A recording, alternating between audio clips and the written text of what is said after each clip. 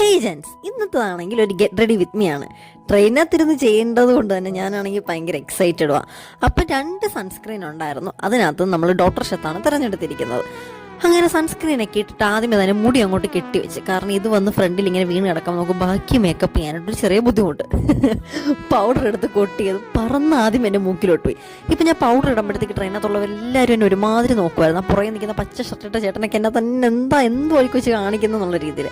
അങ്ങനെ പൊട്ടെടുത്ത് തൊട്ടു. അത് കഴിഞ്ഞ് ലിപ്സ്റ്റിക് ഇട്ടു. ട്രെയിനകത്ത് ഇരുന്നിട്ട് ലിപ്സ്റ്റിക് ഇടുന്ന ഒത്തിരി ചടങ്ങാണ് ജെൻസ്, കാരണം പുറത്ത് പറ്റാതെ തന്നെ നമ്മളത് കറക്റ്റ് ഇടണ്ടേ.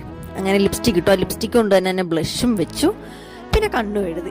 അത് കഴിഞ്ഞപ്പോൾ എനിക്ക് ശരിക്കും വിശന്നു. അതുപോലെ നമുക്ക് വെയിറ്റ് ഗെയിനിങ് വീഡിയോയുടെ ചാലഞ്ച് നമ്മൾ ചെയ്യുന്നതുകൊണ്ട് വിശപ്പിനെ നമ്മൾ ശരിക്കും കൺസിഡർ ചെയ്യണം. ഒരു പഴവും കഴിച്ചു. അങ്ങനെ ഇതാണ് എൻ്റെ ഫൈനൽ ലുക്ക്. എനിക്കെന്തോ നന്നായിട്ട് ഇഷ്ടപ്പെട്ടു.